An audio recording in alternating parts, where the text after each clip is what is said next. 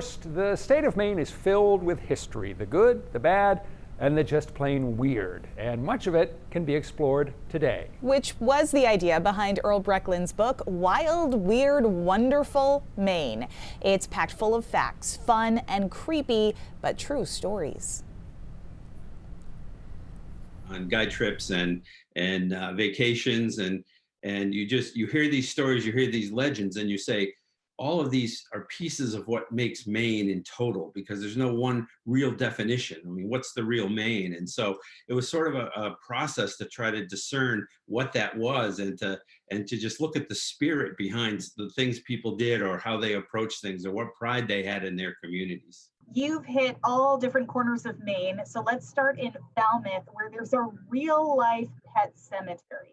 That's right. On Mackworth Island, it was Governor Baxter, who was governor of the state of Maine, founded Baxter State Park, and he really loved his dogs. He had 14 Irish setters, many of which he named Gary. He had Gary 1, 2, 3, 4, 5, 6, 7, and a horse, Jerry Roan, that he just thought was a noble horse. So he created a cemetery in which to bury his pets.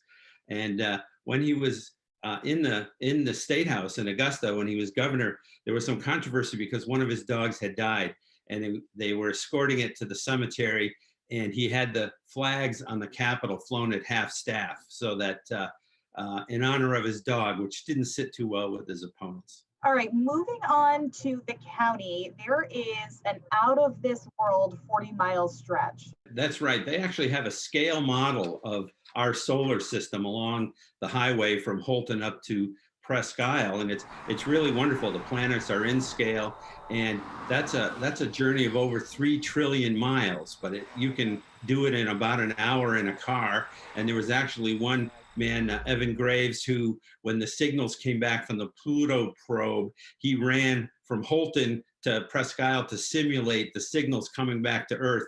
And at a scale, he ran faster than the speed of light. So I think that qualifies him to be the fastest man in the universe. Moving to the east of Maine to Cutler, where there is a forlorn casket of rum.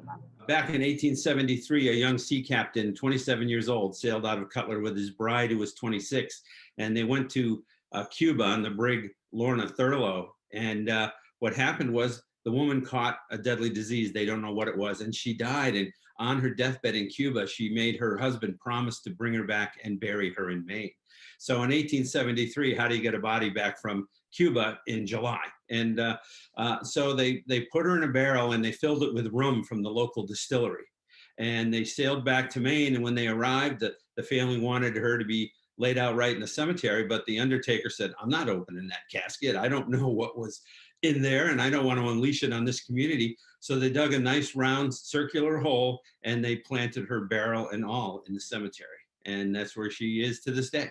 Okay, this one, some people may already know, but you've got some, again, really interesting facts about this. The fact that Southport was home to the Wicked Witch of the West. That's right. Margaret Hamilton, who starred as the Wicked Witch of the West in The Wizard of Oz, actually around 1961, she bought a house on a little island right off Cape Newagnon and the Boothbay area.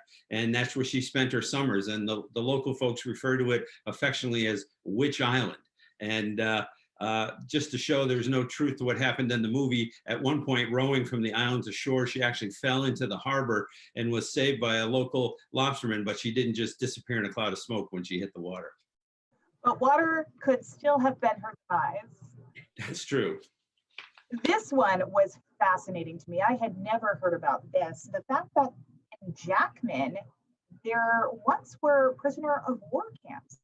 Yeah, there were actually several in Maine. The biggest one was in Holton, but up near Spencer Lake, outside of Jackman, they had 300 German prisoners, and they worked in the woods, cutting pulp and doing various things. And in 1945, 3 of them escaped in March, and they had gotten some provisions, and they made snowshoes. And somebody said they made a compass out of a needle in a peach can that was, quote, as good as any from L.L. Bean. And off they went into the woods, and nobody could find them after several days. They had the FBI, the state police. Finally, what they did was they talked to an old guide who said, well, it's icy over here and snowy over there. Go down to the Forks in about 3 days and they'll show up. And that's where they found them, and they just brought them back to the camp. So local school kids have built a little monument there. It's all grown up with trees now. What I love about some of these facts that you've put together, I think a lot of people know about the solar system. Maybe they haven't seen it, but you put very, very interesting little tidbits in here. And it's sort of the idea is to inspire people to go out and explore Maine. That's right. Every item, and there's over 300 people, places, and things about Maine and its history and what made us what we are today. And every one has the coordinates for a map in the Maine Atlas and Gazetteer. So if you want to go there and explore yourself on a day trip or making a long road trip, you can just jump in the car and go.